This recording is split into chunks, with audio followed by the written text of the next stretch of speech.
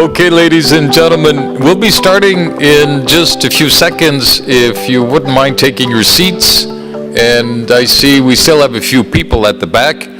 But if you all agree, panel, we'll get started right away. And I'm sure it'll draw them in. There's the bell again. So let's get going. So we're up to panel 5 now. And as we emphasized yesterday with a number of our younger panel members, affordability is a major obstacle to entry into the aviation world. In this panel, we look at how ICAO, its member states, industry, and academia can work together to make education accessible to students. Our moderator is Lynne McMullen, Director of Business Development at the School of Aviation at Seneca College, and Vice Chair of the NGAP Outreach Working Group. In this position, Lynne is responsible for program development, research, and industry relations. She was instrumental in developing and establishing unique partnerships with the Canadian Department of National Defence and Jazz Aviation. She was honored as the 2014 recipient of the L.C. McGill Northern Lights Award in the education category. She enjoys working directly with industry through board positions with the Aviation Accreditation Board International, the Northern Lights Aero Foundation, Collegiate Aviation Canada, and the Air Transport Association of Canada. So Lynne, we're very much looking forward to your panel. Thank you so much. Thank you for coming.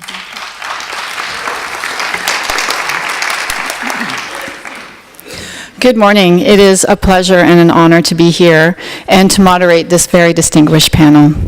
Regrettably, a long-standing prior commitment kept me from attending yesterday, but I understand from my colleagues that there has been very rich conversation on a number of different topics, and I was so very pleased, of course, from my perspective as an educator and as a woman in aviation, to understand that there has been an emphasis on encouraging young women in aviation and STEM programs. This is a conversation that is so important to the future success of our industry. Speaking from my Canadian perspective, and I'm sure this has already been noted, that this is an unprecedented time with our high demand for highly trained and qualified aviation professionals. Under the umbrella of Air Transport Association of Canada, I've been representing the aviation education, and all facets of industry are coming together in a way in a working group that we have never seen previously, because we recognize the need to find new and innovative ways to address our shortages, our high demand, and in particular of flight instructors, and I know that that was referenced in Dr. Kern's panel yesterday.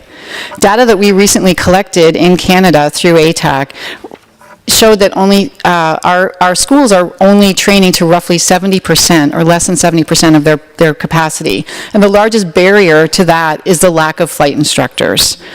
50% of the schools that reported back to us reported requiring 5 or more flight instructors to be able to bring their school up to capacity. And of course, equipment issues were also noted.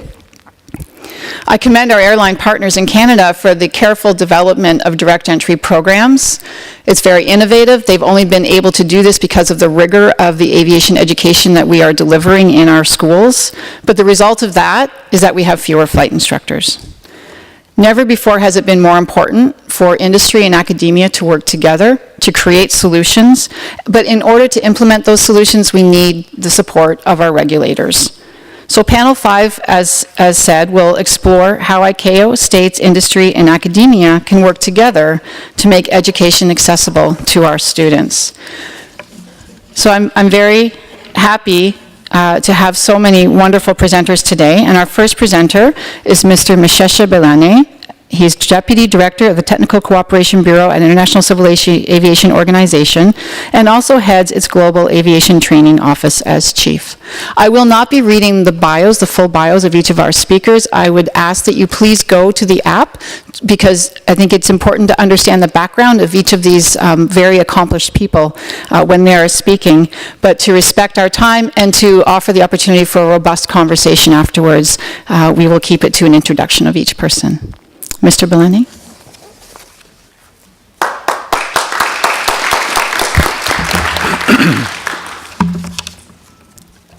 Good morning. Thank you, Lynne. I'm pleased to be here today to provide you with some perspectives on how ICAO, states, industry, and academia can work together to make education accessible to students.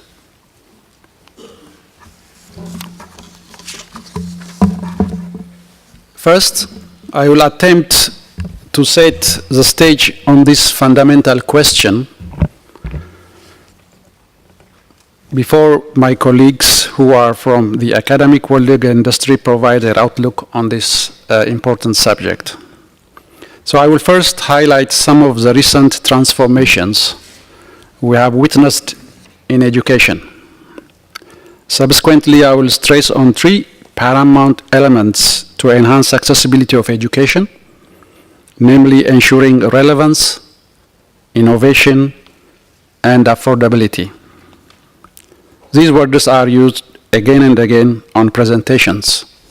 However, this time around, I would like to clarify how these three elements can be coordinated trilaterally between states, industry, and academia. Lastly, I will share with you some thoughts on how a network of academic institutions could be established to attract and educate the next generation.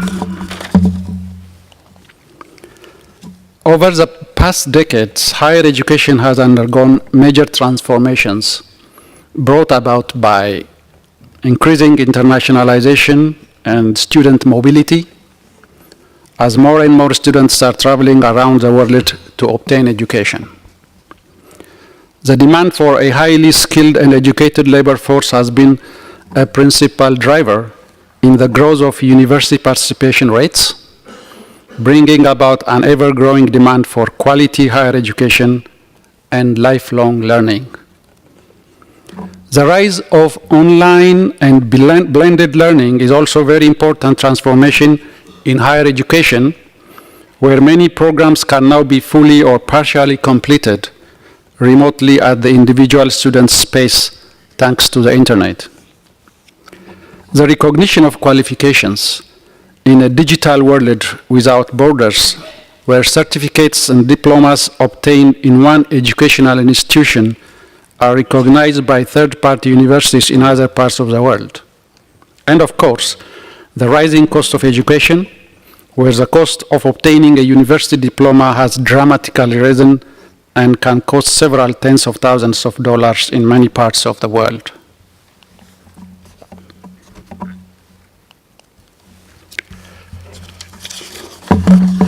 Now, how do academia, states, and industry interact in the domain of education? As of today, I would say this is interaction principally on bilateral basis.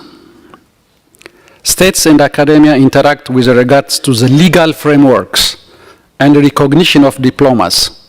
The Ministry of Education of one state will provide a legal framework by which universities can have their programs recognized.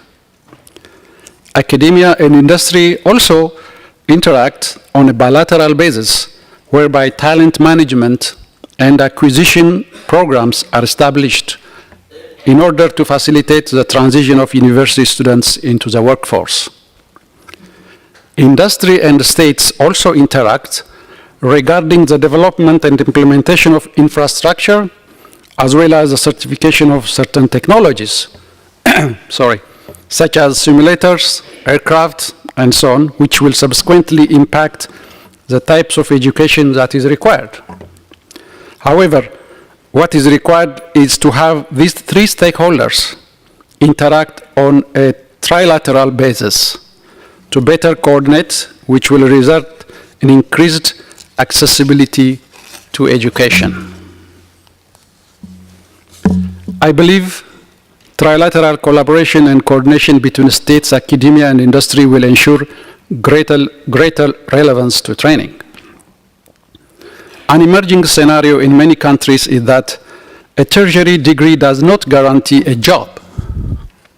This is a result of poor choice of students or mismatches between skills and what job markets need.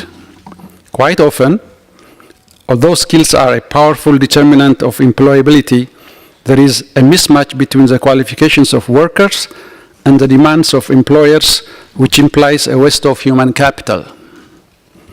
According to an OECD report entitled All on Board, Making Inclusive Growth Happen, a skills mismatch is now a serious problem in most developing countries.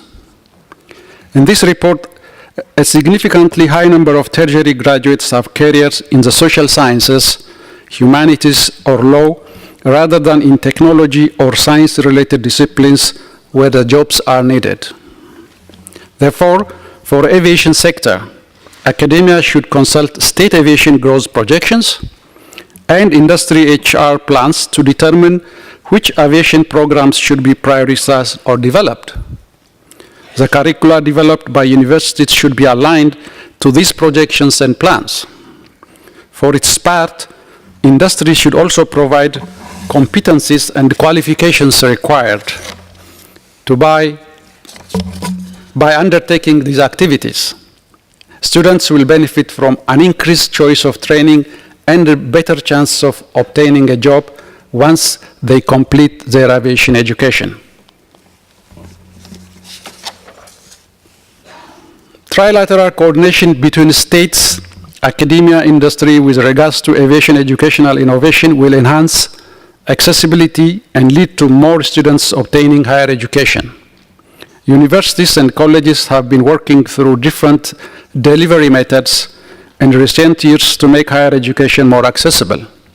Several of these have been centered around online delivery. Online and/or distance learning in all its forms has made learning more accessible to those that are not near a college or cannot take courses at the time prescribed.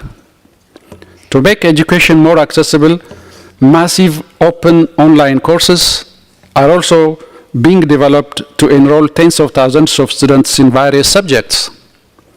These are free or low cost, but do not necessarily give credits. Some universities, such as Stanford University, are experimenting with hybrid massive open online courses whereby a student can take the online course and apply and pay for credit. Other universities are also experimenting with what they call a hybrid open online course. This model, the course is offered online and on-site simultaneously, and at some point during the course, the online students can join the on-site students synchronously, often offering input through tweets or other discussion applications. These new innovations are stimulating. However, not all states have the capacity to access these new innovative technologies due to high cost or weak internet systems. Therefore, industry needs to step up and sponsor some of these technologies and tools to support accessibility of these newer and innovative forms of obtaining education. In the long term, the industry will benefit from these investments as they will inherit more competent professionals. On their side, states, through the recognition of educational programs, should welcome new ways of acquiring education, whether it is through online distance learning, massive online open courses, or blended learning programs. States should adapt and recognize these innovative ways of learning. As costs of education are increasing, states, industry, and academia should join forces to identify ways to render aviation education more affordable. Several initiatives could be reinforced to increase accessibility to education. Encouraging and sponsoring work-study programs between academia and industry states is essential. The work-study program helps fund part-time jobs for students during their studies who are in financial need. Students can work while going to school in order to fund their education. Dual training captures the idea at the heart of apprenticeship. Students split their days between classroom instruction and on-the-job time at an organization such as an aviation manufacturer or a civil aviation authority. The theory they learn in class is reinforced by the practice at work. They also learn work habits and responsibility and absorb the culture of the organization for which they work. Trainees are paid for their time, including in class. The arrangement can last from 1 to 4 years, depending on the sector, and both employer and employee subsequently negotiate a job.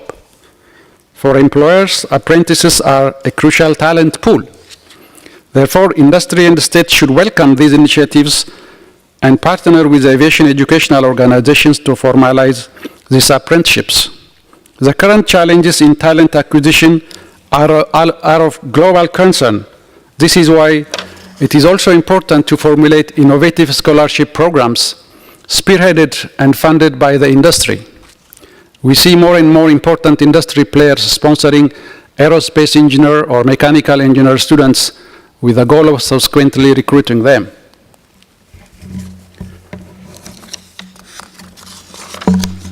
If the states, academia, industry join forces on a trilateral basis to coordinate their efforts with regards to the relevance, innovation, and financial accessibility of aviation education, they will open the doors to more education and training opportunities. So what is the way forward? We would encourage establishing a forum grouping states, industry, and academia to enable them to meet, harmonize efforts, develop work plans, and implement initiatives. With regards to one of the sub-questions of this panel, I would like to highlight some of the work we have embarked on to establish a network of academic institutions under the ICAO Trainer Plus corporate membership umbrella. ICAO has established a network of training centers called Trainer Plus members, with whom it is currently working to develop and deliver standardized training packages. This network is now composed of close to 100 training centers who are mostly focusing on vocational training in such fields as safety management, air navigation, aerodrome training, and so forth. Our goal today is to link this work being done by training centers with programs created by universities in order to provide more opportunities to students. Some of the opportunities we are seeking are establishing learning itineraries linking training offered by training centers with those available in universities. Therefore, these programs may contain modules or courses from both universities and training centers. Hosting face-to-face modules of a similar program in the premises of both training centers and universities. Providing franchise opportunities whereby university programs can be delivered in other parts of the world by other universities without compromising quality. Recognizing courses delivered by training centers in university programs which can provide them with credits. As of today, we have partnered with 3 universities. With regards to providing training on the fundamentals, we have partnered with the University of Waterloo, you must have witnessed during the reception yesterday, to provide an online program entitled Fundamentals of the Air Transport System, geared for aspiring aviation professionals. At the executive level, we partnered with the University of Concordia to provide a management certificate in civil aviation geared for current managers in civil aviation authorities and those working in the aviation industry. And lastly, at the graduate level, we have partnered with l'École nationale de l'aviation civile of France to develop and deliver a master's program in safety management to be delivered in 2018. We are currently in discussions with other universities in Argentina, China, India, Saudi Arabia, Singapore, and the United States of America to have them join this network by proposing programs at the fundamentals, executive, and graduate level. I trust my presentation provides you with some insight as to how we wish to enhance collaboration between academia, industry, and the states, as well as ICAO's plan with regards to the establishment of a network of academic institutions. Thank you for your attention.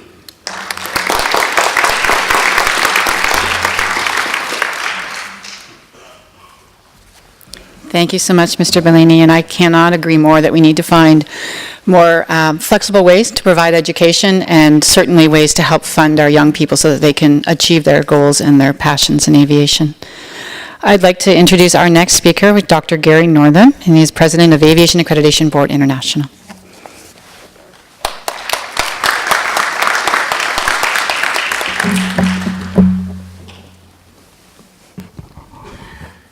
Thank you, Lynne. And thank all of you for being here, and we thank you for the invitation to be able to come and talk about our perspective on education and how accessibility might be enhanced and how the quality that might be there. I'm representing the Aviation Accreditation Board International, and we share the concern of all of you and the concern of ICAO about what's going to happen in the next 15 to 20 years in regard to aviation professionals and being able to train those people. For a number of years now, we have worked very closely with aviation programs to establish a way and a process by which accreditation might be given and program improvement be the end result of all of that. We really believe that students, that graduates of programs that have structured approaches and that have peer-reviewed assessments are the best people to come out of education and the best people to be going into the airlines and other aviation jobs. Just a little bit about accreditation, just to kind of provide some framework to some of the things that I will say in a moment. But accreditation is a long-standing practice in higher education in the United States. It has worked in the sense of being able to let people who are involved with these programs to look deeply into that program, to consider the weaknesses and the strengths of the program, and to be able to enhance the quality of the program and be able to do a better job in getting new and innovative kind of things to the students. It has involved regular assessment processes, scheduled assessment processes that occurs through a period of scheduled time. It involves peer-reviewed assessment and the reporting of what the peers see in that particular program. And the whole purpose of this is to be able to locate and identify those elements of the program that makes it better.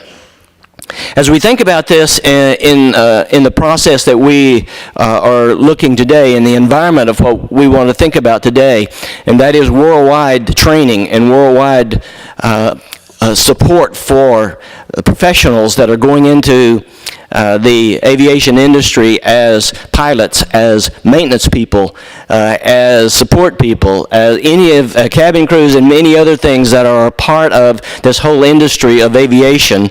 We want to see this as something that supports that and participates in with that.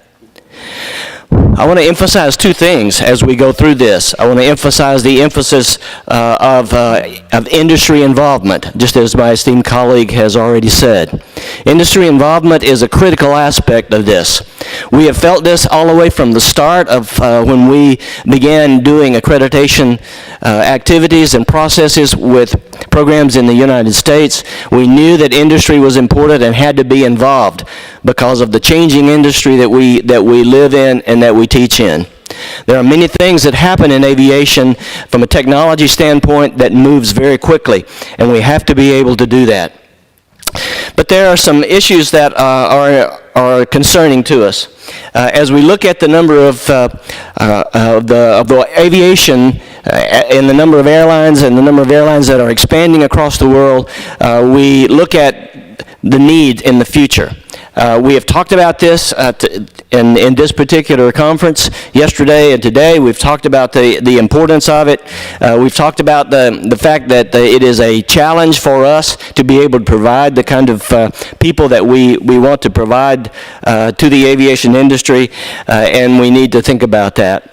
Some other things that are important that maybe we have not talked about as much, at least we see in the United States, is that the number of starts for pilot training and other aviation jobs have been down over the last years. This little bit old data, but nevertheless shows the trend that has happened is that there's been about a 40% decrease in the number of certificates that have been given. And that is also of concern to us. The problem is real. And we think sometimes we wonder why it happens. In the depth of the recession, a few years ago, I was an administrator in an aviation school, and had an opportunity to sit across the table from students and parents as they thought about what they were going to do, and students wanting to go into the aviation industry, and parents saying, okay, how much is it going to cost, and what are they going to get when they get out? And it was very hard to convince them that this would be a good thing for their students, because they're thinking, well, I'm going to have to support them for 5 more years after they get out and get their degree. That was not positive. But as we think about the growth of aviation, as we think about the changes that have occurred in aviation, we see that there has been some improvement in these areas. And we have looked at some data that has come from Brown Aviation Lease, who was interested in this and began doing some comparison between the different professions that have been working for us, and the different professions in the United States. We looked at it from a perspective of ROI, or return on investment, and that's what the students didn't see at that particular time. What we have found, as they have reported in this, is that the return on investment is much higher for aviation than many other professions that seem to be not connected to aviation, but connected in a sense that people make those decisions. And so I would encourage you to think about that. And I mentioned this from the accessibility standpoint, because if we're able to give this to the students, and we're able to talk to them about the kind of things that really do make a difference in what they do, and tell them what they are going to gain at the end, then that can be a good encouragement for them to be involved in aviation. I do want to mention this because this has said something and supported accreditation programs in a way that I think is important. There was a pilot source study, this is what we have come to call it, that was done over the past few years with regional airlines in the United States. This particular study looked at 22 different regional airlines and over 7,000 applicants that were hired by the airlines to see from what sources they came from and to what success rate they had as they came through the initial training process. And I won't tell you a lot of details, we don't have time for that, but I would encourage you to go to pilotsourcestudy.org and see this and look at the kind of things that have really come out as an important aspect of training and what has been seen by the people who have had success there. We're happy to say that the people that had graduated from aviation accredited schools, program accreditation, were some of the people who had the fewest repeats, therefore the best cost efficiency for the regional airlines. And so this final slide from the Brown Aviation Lease tells us something about that return on investment. And from their study, and of course we'd have to update this to really say that it's going to continue this way, but it was really an interesting study that said that aviation and airline pilot training and the airline pilot industry is as good as any of the others from a return on investment over the long term. So we're really happy to say that, and I'm using it here to say that even though the cost is high, and that cost is up front, if we can somehow figure out a way to assist with the students who want to go into aviation and help them in the beginning and help them get through these first certificates, then that could be a really strong way to promote accessibility and to be able to give them the kinds of things that they need for their career in aviation. Now, as I conclude, I want to think about some strategies that might help. Strategy is about all the different kinds of things, particularly accessibility. I remember some activities that I had opportunity to do some years ago when I was invited to a middle school science fair and to an elementary school science fair, and I took a tabletop simulator and got the had lines out the hall of kids wanting to fly the simulator.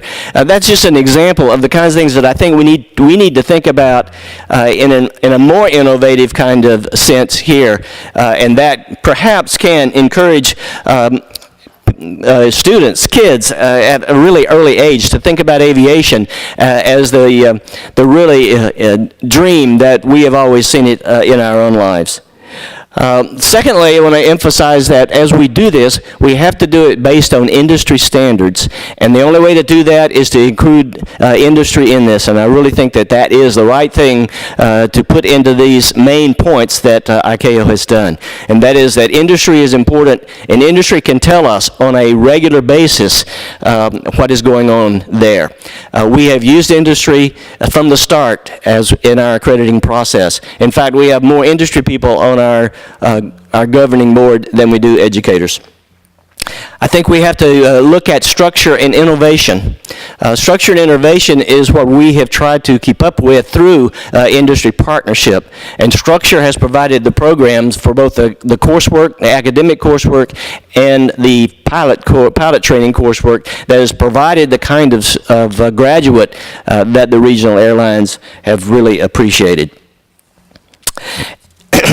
And I think we need to be convinced that graduating from a structured and industry-supported program is probably the best way to go. And in conclusion, I'd like to say what I'm trying to emphasize is that we need to build a nucleus of programs among all of us, among the industry, among the states and the requirements of the states, among educational opportunities, and the way to do that is to build formal structured programs that incorporates education, industry best practices, so that we can prepare the next generation of professionals to be ready, and hopefully by encouragement we can have enough to continue our growth in aviation. Thank you very much.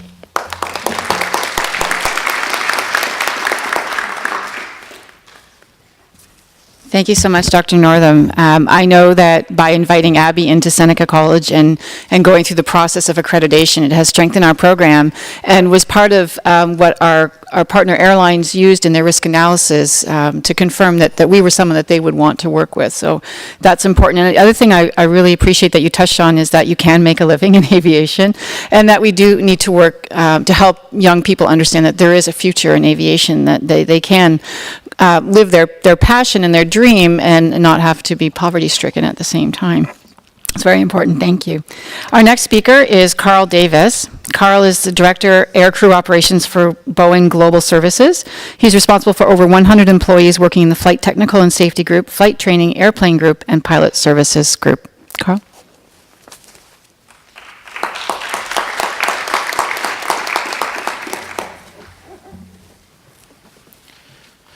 Thank you, Lynn, and I'd like to say thank you very much to the ICAO for inviting us here today. We're very, very privileged and honored to be here.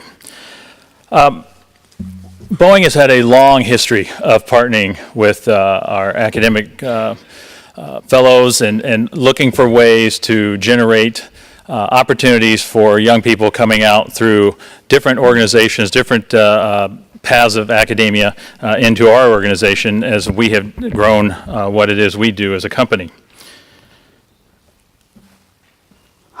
Wanted to throw a quote up here. Dr. Greg Hislop is our Chief Technology Officer. He's also our Executive Vice President in charge of Boeing Test and Engineering.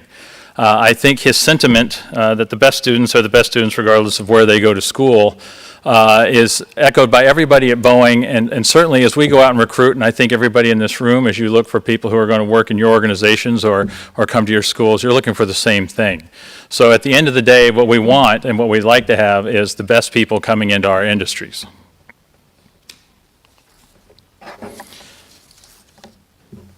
Now, as we've gone out and began recruiting and look across the different pools that we want to draw from. We certainly realize now, and we were talking about this earlier as a group, that aviation used to be a draw in and of itself, or aerospace. It was a romantic industry that everybody fell in love with one way or another and wanted to go to.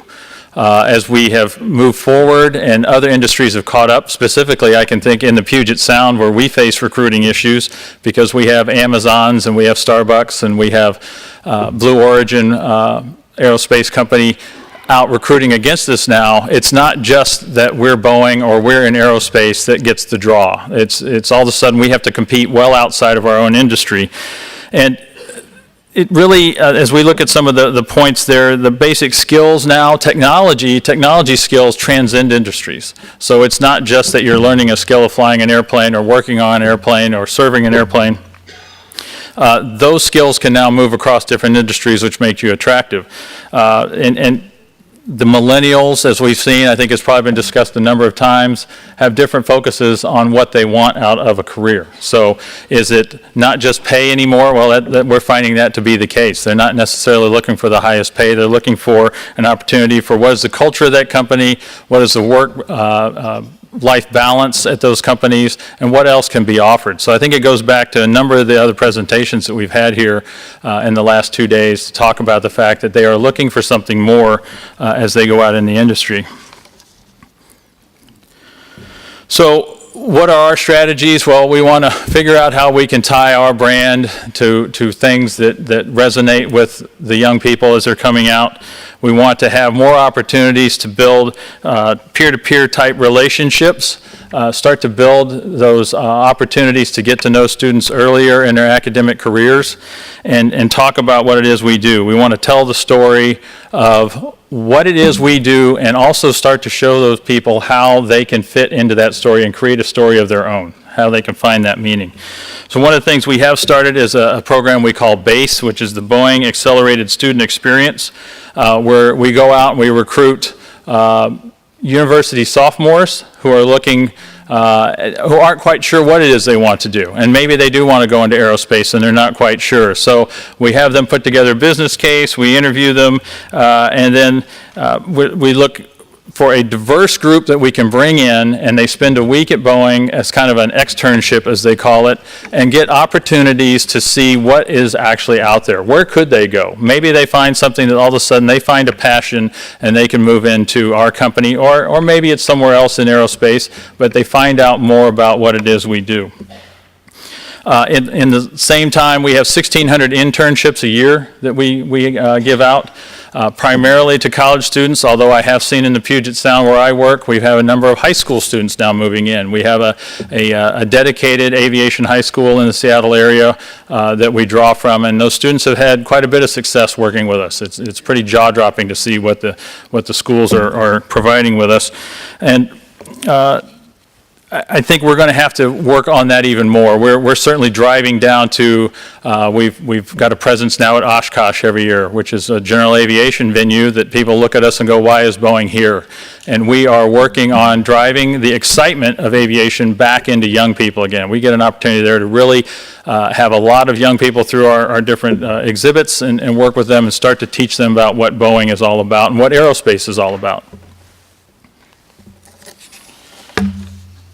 So as I said, we've partnered with universities for many, many years right now with a kind of a more structured relationship where we have a relationship with at least 76 universities and institutions. To that end, we have gone so far as we talk about how we're going to focus some of these different pathways. We don't just go talk about engineering and building airplanes. We're currently working with 20 different universities on curricula strictly for supply chain, because that has become such a vital part of what it is we do. So we're working on driving other academic programs that will help feed different jobs in our company. We have our executives each are assigned a university that they partner with. They can go out and talk to those schools, talk to the students, and also they set up meetings with the young people that come to us from those schools and kind of act as an initial mentor for these young people to help get them started and keep them excited about Boeing and see their future paths there. Dr. Northam talked about the fact that industry and AABI, the Aviation Accreditation Board International, have had a long relationship. We've been on, a member of AABI, or one of our representatives have been on AABI for at least the past 20 years. I've been privileged to be on that board now for 3 years, I believe it is. And we find it very rewarding to have the opportunity to go out and work with universities directly and see how we impact them and how we can work with them to drive a more curriculum towards what we need and help them see as we change as a company where they need to change. In the Puget Sound region, one other area that we're working, we've started going directly to high schools and looking at more of a trade school path where there are students that don't necessarily want to go to college.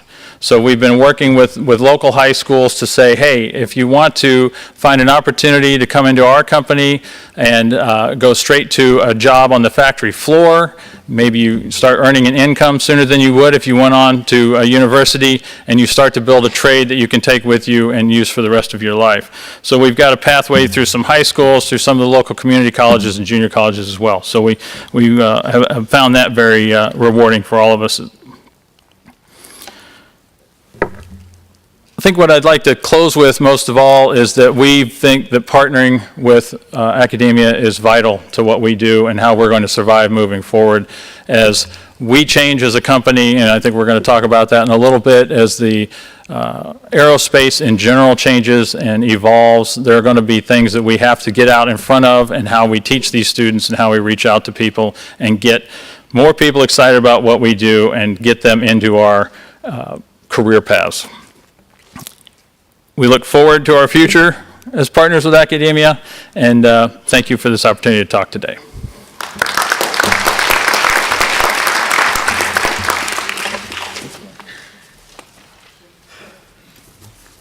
Thank you so much, Carl. I love the way that you are, as a very large company, and that can be daunting to a young person who's trying to look at the industry and understand what's available to them. To invite them in and to show them what you do, to create awareness, to create excitement, to demonstrate the opportunities that are there. And that's one of the things that we really need, because I think one of the problems that we face is that young people don't really understand what aviation is all about and what are the diverse opportunities. They look at an airplane and they see a pilot or they see cabin crew, and they don't know that there's so much more out there that's available to them. So that's wonderful. And the Raisbeck High School, I think, is the one that you were referring to, is exemplary as an opportunity for a young person to come in the high school years and be mentored. And that's another thing you touched on, is the importance of mentorship from the company to the young people. Thank you so much. Our next speaker is Dr. Carmen Cecilia, Associate Dean, the School of Continuing Studies, McGill University.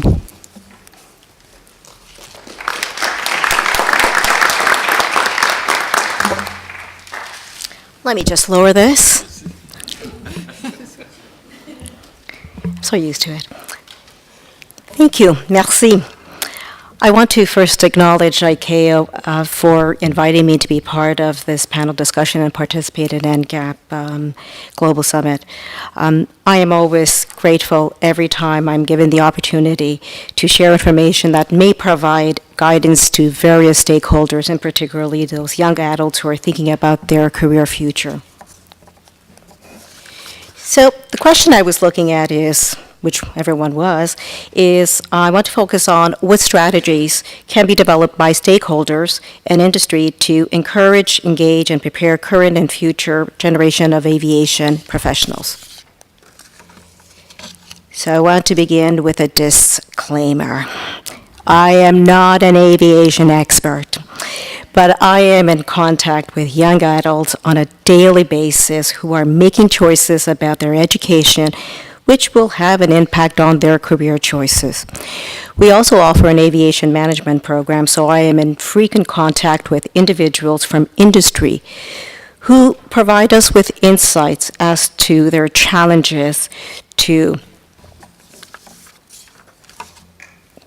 engaging young professionals to embark into specific fields related to aviation, the challenges they have in preparing those young professionals who are currently employed within their organization, and as well as their challenges on how to keep them once they've actually been recruited for their organization, so that they don't go transfer over to another field. So when I started identifying possible strategies that I can share with you today, I began creating this metric system. You can tell I'm from academia. And then, looking at stakeholders on one side and the challenges on one side, on the other side. So you could see the stakeholders. Well, you have your industry, you have your educational institutions and states, and challenges would prepare, engage, and encourage on the other side. So some of the strategies that I started to identifying have been already mentioned by some of the young professionals and students yesterday in panels 1, 2, and 3, as well as just with our first 3 speakers. But I stopped myself from completing the metrics, filling in the blocks, and I just said to myself, well, if there's one message that I would like to share today, what would it be? So I stopped, yeah. There we go. Move on. So when thinking of strategies to encourage, prepare, and engage young professionals, attempt to move away from just being a transactional exchange with young adults and move towards a relationship building with potential young adults. So the key word here is relationship building.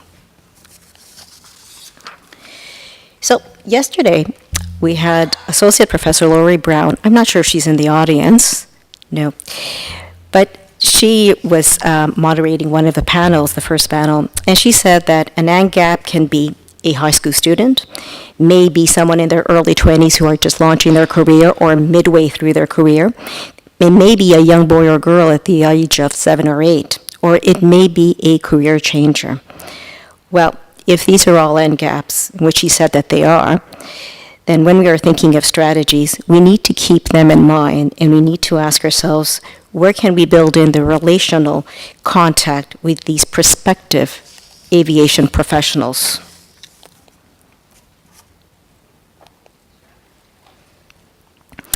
So we need to start building a relationship with young adults who are beginning to think about their jobs. And it is important not to ignore this age group, because by the time that they come to us in college and into university, you know what? It may be just too late. Because by the time they come to us, they have been influenced by their parents, their guidance counselors, the individuals they meet at career fairs, and as well as maybe some of the volunteer work that they've done, or maybe by Boeing when they're going and visit. But that's good influence, actually, and so much more. We need to ask ourselves, what kind of relationship can we as stakeholders make when young adults are about to make the college or university choices, for those who are still not sure which direction to take? When young adults are in college or university, it is important that they remain engaged, so we need to think of ways to remain connected with them. Some of the ideas that were shared yesterday were mentoring, internships, showcasing your industry. These are all great ideas and worth expanding on. There is, however, another category of students that I would encourage stakeholders to build a relationship with. And those are those students who are enrolled in programs that do not have the term aviation or aerospace in them. They may have knowledge, skills, competencies that are definitely transferable to the aviation field. When students are about to graduate and looking for employment, that is an opportunity for building a relationship with them and persuade them to come and work for you. I want to give you an example of a particular organization that not too long ago approached us because they wanted to recruit students from our supply chain management, so that's a nice connection that we have with Boeing. They heard that our students were winning first and second prize at international case competitions. So they said, would you mind just having them send their CVs over to us? So we said, wait, we have a better idea for you.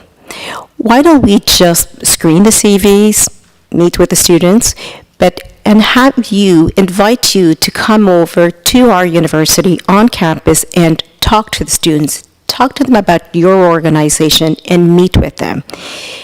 Well, at first they hesitated and weren't quite sure because of the time commitment, but then they said, okay, fine, we'll do that. And so we set up an evening where they met with the students. They showcased their industry, and then they had an opportunity to answer some of the questions that students had.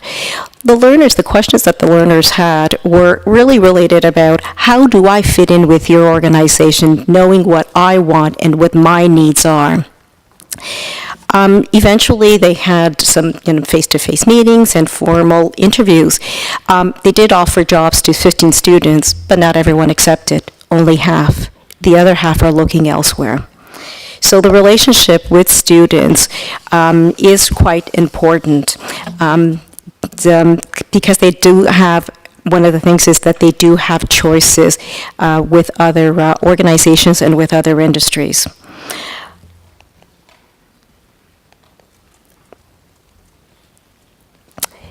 Another opportunity of building a relationship with NGAP is when they have made the choice to work for your organization. So it is so critical to prepare them so they will grow into your organization. The younger they are, the likelihood that I know it sounds a little negative, that they may move on. So it's important to stay engaged with them. So at the start of the presentation, I had a question. It was the strategies are to be developed by stakeholders. So I want to leave you with some examples of some strategies that can be, relationship building can be creatively incorporated. So in order to aimed at encouraging, create an awareness campaign involving interactions with young children. For those of you who may remember, in the 80s and 90s, there was a national and I would say even international concern with women not engaging and being interested in the science programs.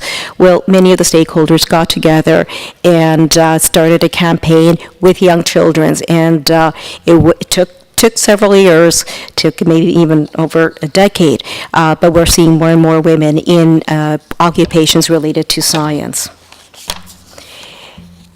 The other is I mentioned earlier about building a relationship with learners who are in college or university, or when young professionals are hired. Having mentors at that point in their education and starting of their career is an excellent point. So for those of you who may be working at an organization, I would say is identify where you're having your difficulties in recruiting, then identify the educational institutions that are offering programs that are preparing those students, and connect with them and start mentoring the students while they're actually taking those programs. Young professionals have a thirst for learning.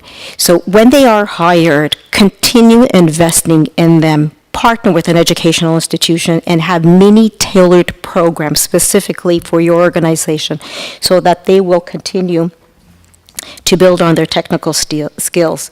They will feel a sense of belongingness while you are preparing them for their next career move, whether it is in the field of aviation or hopefully growing within your organization. And for those young adults who are in college or university, one of the ways to begin engaging with them is interacting with various stakeholders, is have a case competition. We've been trying to find case competitions where our students can actually be quite involved and connect and network with stakeholders and with other students. So I'm just going to throw it out there for anyone, ICAO, regulatory bodies, organizations, if you're interested in a case competition, with our faculty, we would be honored in hosting an international case competition at McGill University. And lastly, yesterday, Associate Professor Laurie Brown mentioned how the biggest gap between the experienced aviation professionals and the NGAP is technology. Please embrace the technology, use the technology. So for organizations who have recruited and hire young professionals, develop an app in order to have the young professionals monitor and track their own career path. And there we go. I hope I have left you with some takeaways that you may adopt. Thank you.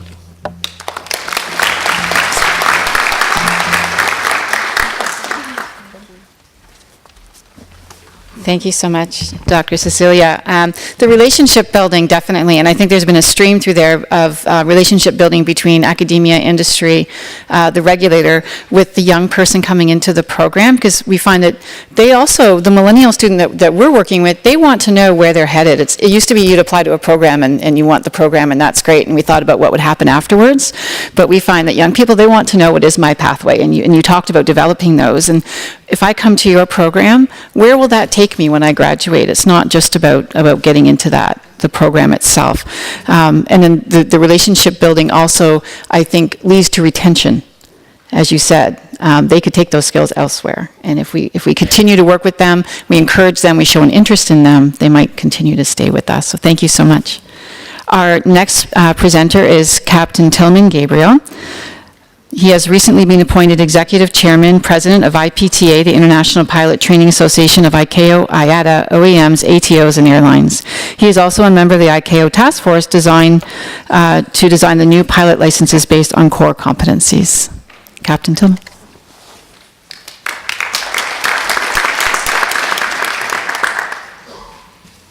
Thank you, Lynn. It's an honor to be here, and I'm very humbled with this eclectic forum here of such high-level academics. I am not an academic. Let me tell you a story. I was waiting in my very young days as a 19-year-old to study medicine. My whole family are doctors, and it was obviously expected that I become an academic. And while I was waiting, I went to the Lufthansa entrance examination, and all of a sudden, just like a win in lotto, I was in the pilot school of Lufthansa. I didn't pay much, few dollars that I had to pay out of the paycheck for the first couple of years. It was free.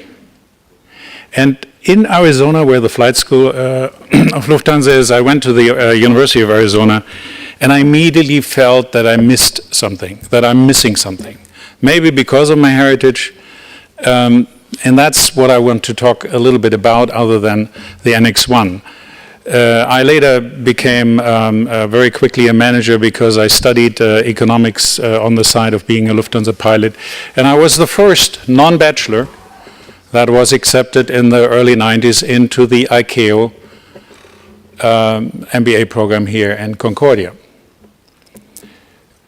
That should show you how the dilemma.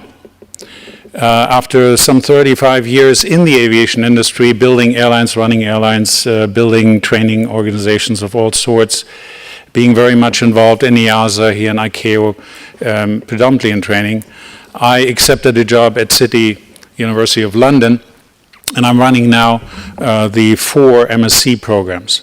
Postgraduate programs for air transport, air safety, aircraft maintenance, and now the new one, airport management, for people, that is possible in the UK, that do not have a bachelor degree, but an ICAO Annex 1 license. So where are we, folks, today? We are hearing since yesterday, and I'm very happy to be here and listen to this, predominantly university education and what all these schools, predominantly here in the US and Canada, are doing for many years. But we're not talking about the US as an island of college-linked education to become a pilot. We're talking of the whole rest of the world. We're talking about an industry that is currently busy in trying to cope severe shortfalls. In the US, Yeah, they handle it with money, first of all, poaching, second of all, and then there are all kinds of initiatives, potentially, to get more students interested in pilot education next to a college degree. But what about the rest of the world? We're needing over 600,000 pilots in the next 20 years, and we're needing over 600,000 engineers who fix aircraft. We heard yesterday that we need about 140,000 air traffic controllers. We need dispatchers of all sorts, and we need managers who run these airlines and these businesses of aircraft that are produced by Boeing, by Airbus, and the Bombardier here in town, not to forget, fabulous company that I was honored to work for 4 years. We are a privatized education industry in aviation based on the Annex 1 here of the ICAO rules, and that's where the problem lies. And I should see slides. I forgot almost that I have slides.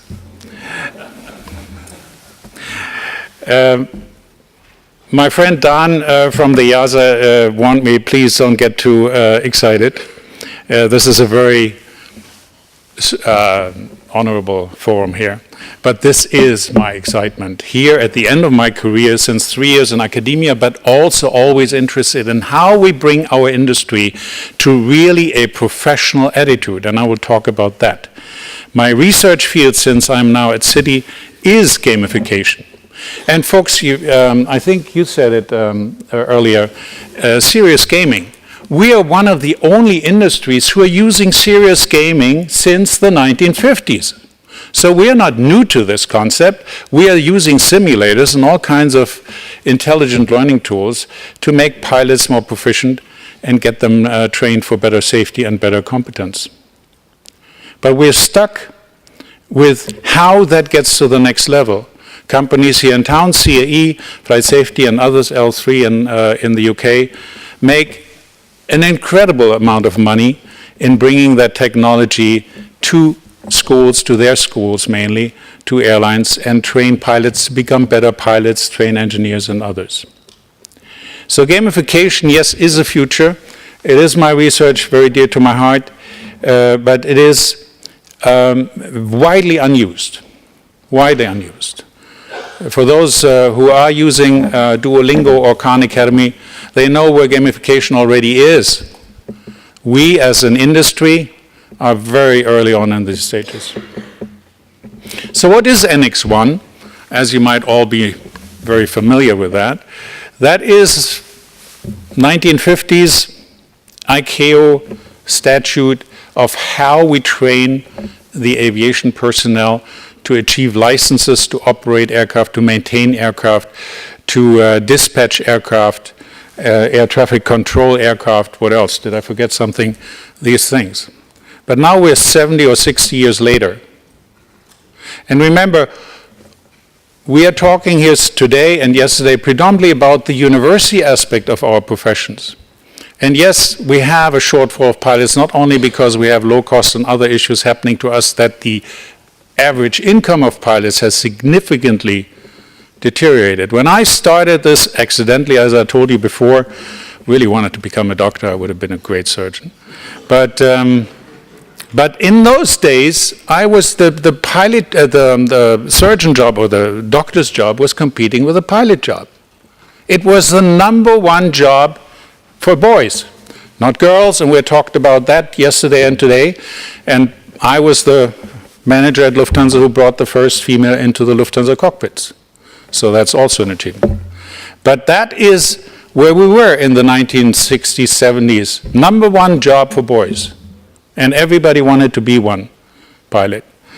And very few did it. And so it had an image and then an income that was in today's money somewhere in the $80,000, $90,000 as a starting co-pilot salary. Where have we today? You have to bring $100,000 and more for the pilot license alone, not to speak about the college degree here in this region, but also you have to then live with 20 or 30,000 average starting salary. That does not match. And then we have parents like me, my 2 kids are both Ivy League students and have a very great career ahead of them. Never ever did they think of going into my industry. But these kids today have parents, helicopter parents we tend to call them, who are very influential what their kids are doing. And we all have that dream of academia and having a broad education that gives you all kinds of opportunities. So where does the pilot job, the engineer job, the dispatcher, and the air traffic controller job fit? We don't have any university degree other than combining it, like here in the US, with a college degree, but very separate. And my very strong appeal to the Council of ICAO, to all of us, is we're only 70 years old, this industry. When we have doctors shortfalls, nurses shortfalls, apprenticeship jobs not filled. Like in Germany, we were missing 300,000 apprentice jobs to be filled because everybody wants to be a university student today. Then the government comes in and gets all kinds of tools and methods to make these jobs attractive. Now we're missing 600,000 pilots, and Boeing and Airbus are kind of standing around and saying, well, we have a $5 trillion business in the next 20 years. Where do we get these pilots who fly our aircraft that might stand on the ramp and with no pilots? Well, it's about time that you take this on board, because we have a significant shortfall of pilots and no concept that we reach people to do this job. We are not reaching them, and we can offer university degrees for another, in the US, 100, 200,000. That does not fill our cockpit seats. That does not fill our engineering seats. Not at all. Because we are not looking, we're only looking, maybe also in this conference, at US and Canada. But folks, the people out there are in India, in Indonesia, and Africa. How can they afford an education that is costing 100,000 for a pilot license and more for a university degree? That problem we have to attack, and that's where we're working in our NGAP. I'm the president of the Pilot Training Association, predominantly looking into these areas, especially the NGAP part of our pilot team headed by Captain Sanjay Sabra, that is looking especially in how to get young people out of India, out of the subcontinent, out of Asia, out of Africa, into cockpit seats, because they're hungry for these jobs. And the women. 6% of the cockpit jobs are flown by female. 6%. I started that, in 85? 85. And today, 40 years later, we still have only 6%, because we have only 6% applicants, 6% female who run through this education. We are having lots of people in their age 40 that would like to do a different job.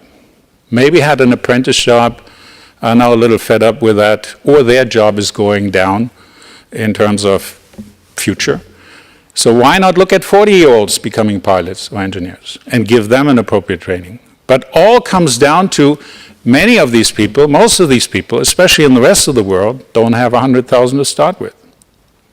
So there is a problem that we really have to take. Lynne told you that I'm also here in this fabulous organization together with Henry and Miguel up here to work on the new licenses. We're working on core competencies. We derived that from our business of flying aircraft, going into competencies down from what Annex 1 initially was. You have to want to be a pilot, you have to answer in your regional regulatory body tests, 14 test series of multiple choice. You usually learn for these multiple choice tests, and then you do them, you pass them, and then you are a pilot. Do you have any competency at that time? Probably not much.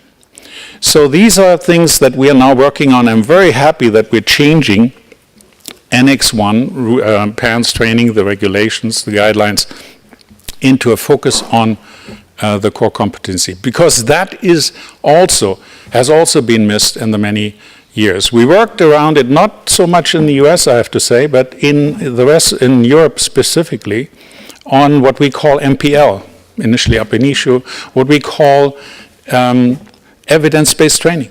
And out of this comes now the competency-based training with the observable behaviors that make you a competent pilot or a competent engineer or a competent air traffic controller. All these teams are working in parallel, and we should see that at one of the next councils in the decision.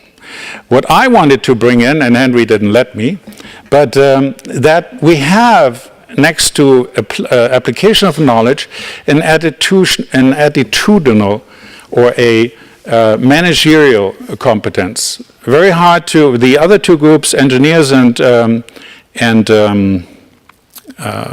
air traffic controller, have this competency, but it is admittedly very difficult to observe these behaviors when it comes to pilots who you only see once or twice a year in a 4-hour simulator mission. So we need to go and look at that further. This comes in line with what I said before. We need more focus on the profession of a pilot. I love to say that. What is your profession? People tell me, I'm a pilot. No, you're not. You're a license holder. Your occupation is pilot. Think about that. Your profession might be, here in the US and Canada, that you have a bachelor degree in aviation management or something. That is a profession. So let's together change that. What is this? Yeah, the industry. I think I'm getting away here, but in closing, I would like to say this is a very demanding issue for us. Thank you very much.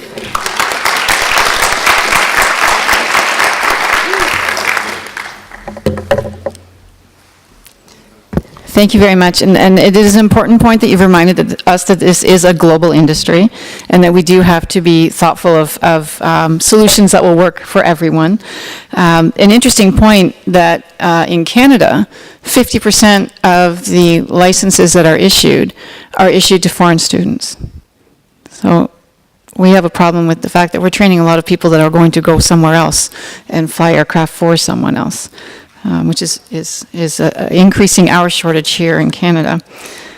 Our rounding out our speaker panel is Philippe Crébassa, Vice President and Acting President, École Nationale de l'Aviation Civile.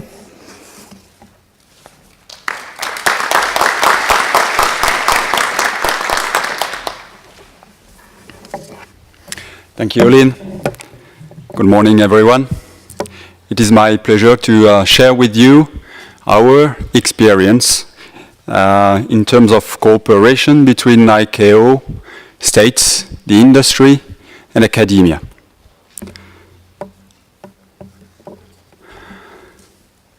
INAC is a non-profit public body, and for 70 years, INAC has been educating and training young women and men for the aviation community.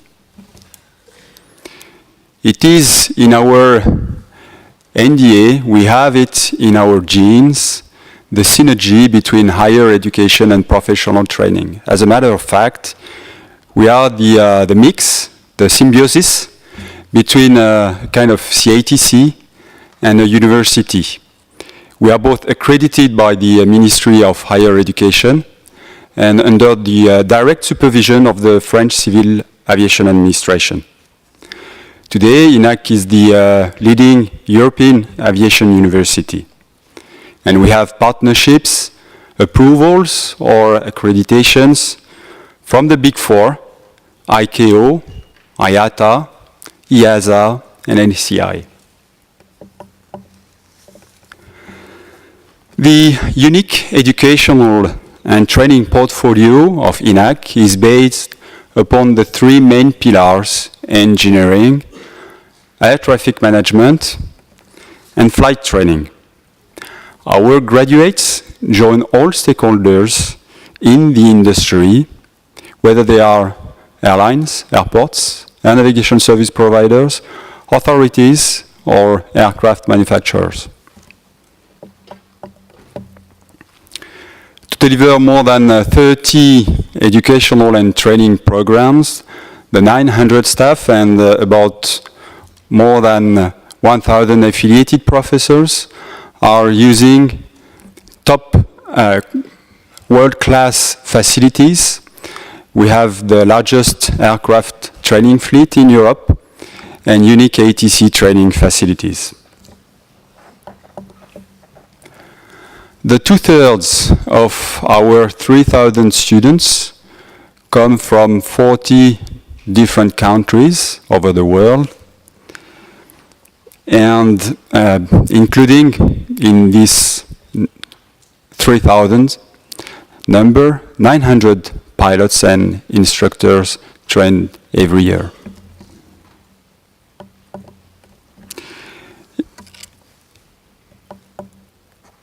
INAC enforces non-discriminative policies and equal opportunities, as well as environmental protection, as a component of its educational exemplarity. INAC has long been committed to providing high-quality education accessible to all. Let me give you 2 examples. We recently opened a brand new stream within our engineering degree. Usually, our students followed a full-time 3 years course to get their degree. We opened this new stream with apprenticeships, meaning that for the 3 years period, 1/3 of their time will be spent through internships within companies with which they have employment contracts. Another example is the massive open online course which we designed for review management together with the Toulouse School of Economics, the School of Nobel Prize Jean Tirole, and which was really open to the general public. We were very much happy to get thousands of registration for this MOOC, and it is my pleasure to offer this MOOC as a capacity for ICAO and the community, again, to make aviation knowledge more accessible to the general public. This capacity relies on a strong knowledge of the aviation sector needs through interaction with the industry and authorities. This allows INAC to better anticipate the needs for future competencies and accordingly design educational programs. Continued leadership also results from innovation in pedagogical methods and tools. MOOC is one of them. Adaptation to customer constraints, program quality, and cost management. We should also consider some incentives as key for enhancing the sourcing of students. At INAC, a private pilot license is proposed for air traffic control students coming from France, Kazakhstan, and soon from Eurocontrol. Scholarships are also given to students inbound and outbound through sponsorship programs funded by the industry. Partnerships may differ from one place to another in terms of scope, ambitions, and partners, but they all proved that the partnering approach is highly valuable. This value is brought by the synergy between the 3 structuring axes for the aviation community: authorities, industry, and academia. As a proof of concept, I want to tell you the story of INAC in China since 2001. Starting with a few professional training programs in the area of aviation safety, airworthiness, flight operations, and aircraft manufacturing, INAC was later requested to create and develop a full-scale School of Aviation Engineering in Tianjin.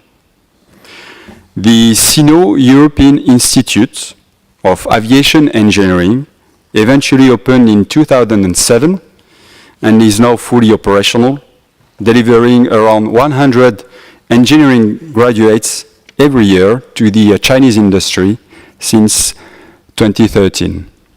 This institute is a success truly because the authorities, the industry, and academia worked hands in hands to make it happen. Later, INAC has strongly developed pilot training for Chinese airlines, such as Shanghai Airlines, Sichuan Airlines, China Eastern, China Southern, and other higher education programs with prestigious Chinese universities like Tsinghua University, Beihang University, and Hong Kong University of Science and Technology. Today, China is our flagship cooperation, which inspires many of the other projects which we are conducting. I have a personal belief. There shall be no hierarchy between higher education and professional training. In many countries, there is a CATC on one side and universities on the other side. They do not talk to each other. Or even worse, sometimes they have unfriendly relationships. These two can be mutually enriched by joint initiatives and synergies between them. Sophie said yesterday that during her engineering studies, she learned to fly. Indeed, we offered to every engineering student to get his private pilot license. INAC has long been bridging the gap between academia and aviation by simultaneously addressing the needs of states, air navigation service providers, airports, airlines, and the aircraft manufacturing industry in a combined way on an integrated campus. At INAC, it is important to say that air traffic controllers and pilots hold respectively a master and a bachelor degree. There is no contradiction between the professional training and the higher education system. INAC has also implemented B2B programs with aviation authorities and other stakeholders. For instance, with Airports Authorities of India, INAC trains ATCO and ATSEP for them to take up management positions and to boost their career. In Brazil, INAC will soon deliver high-end courses in air transport and air traffic management to executives and senior managers from the three main governmental aviation bodies. Last but not least, because local, together with McGill University, INAC will propose an unprecedented global aviation leadership program specifically designed for future aviation industry decision makers. The students from all over the world will complete a McGill graduate certificate in aviation leadership, as well as an advanced master degree in strategic aviation leadership from INAC without taking any leave from their current jobs. The upcoming pressure on the labor market will lead to shortage in some aviation professions in the years to come. ICAO has long recognized this potential threat by setting up the NGAP initiative. The partnership between ICAO and INAC will be a key asset for the future. It will help better understanding the NGAP issues, developing cooperation with other organizations, promoting equality in education and better accessibility for future aviation professionals. particularly in the framework of the No Country Left Behind initiative. But it may be now the right time to consider a new initiative at the ICAO level that would encompass academia and training institutions to bridge the gap between aviation professions and university programs for addressing future needs of aviation. INAC is ready to actively participate in the creation of an ICAO global network of aviation academia. Thank you.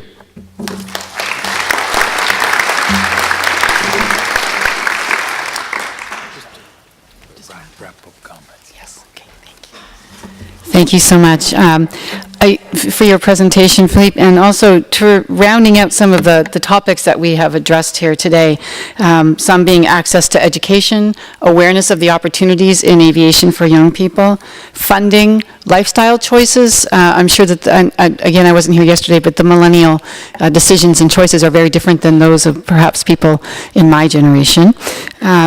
And also the opportunity for a second career and to bridge from one thing to another is also an important point to make as we look for people who could fill in to especially decision-making positions that you have talked about. I'd like to thank all of the speakers today. It's been a pleasure to work with you. Thank you to everyone at ICAO for the fabulous work organizing us and the opportunity to be here and take part in such an important conversation. And we look forward to continuing this so that we can keep the momentum going and work together to find solutions so that we can solve our high demand issues. Thank you.